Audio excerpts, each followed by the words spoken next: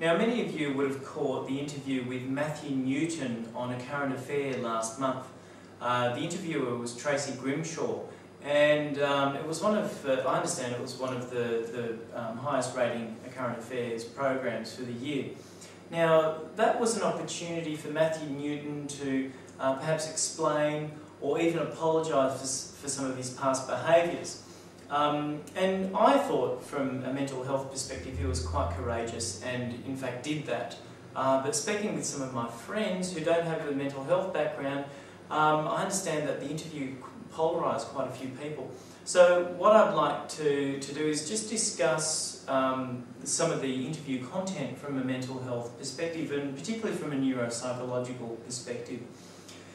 Now, what we do clinically is we often start with a diagnosis, and there were several diagnoses that Matthew mentioned in that interview. The most obvious and prominent one was bipolar disorder. Now, bipolar disorder is about having episodes of both depression, low mood, as well as mania or hypomania, very high mood. So bipolar disorder was the main working diagnosis for Matthew, and probably still is, for which he's receiving treatment. But he also mentioned that he had some obsessive characteristics and some personality features. Now, we're not going to debrief all of them in this segment, but what that highlights is that often with mental illness, you don't just have one diagnosis.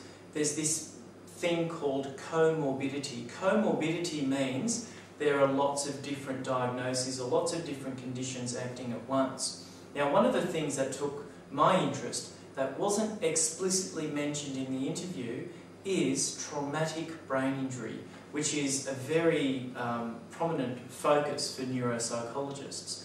Now, Matthew mentioned in that interview that he had attempted to escape from a mental health facility where he was detained against his will, and in so doing he climbed a rooftop and then jumped down, and he said the next thing he knew is he was lying on the ground and then he just ran. Now, what that demonstrates to me is that Matthew had a period of post-traumatic amnesia. Now, this post-traumatic amnesia is a technical term, but what it means is the person is unable to lay down new memories after brain trauma. And it's common in concussion, and that's probably what Matthew had on that occasion, a concussion. He also discussed in the interview another instance where he was assaulted by a man in the street, and the next thing he knew, again, post-traumatic amnesia, he was in a headlock with this guy who was a boxing or some kind of martial arts champion. Now, it wasn't mentioned in the interview that Matthew had concussion, or otherwise known as mild traumatic brain injury. But in my opinion, and this is informed by my clinical experience, I think that the traumatic brain injury, and he's had at least 2 of them, probably more, may contribute to his behaviours, to his illness, and to the trouble that he's got himself into over time. So, comorbidity is the main concept there.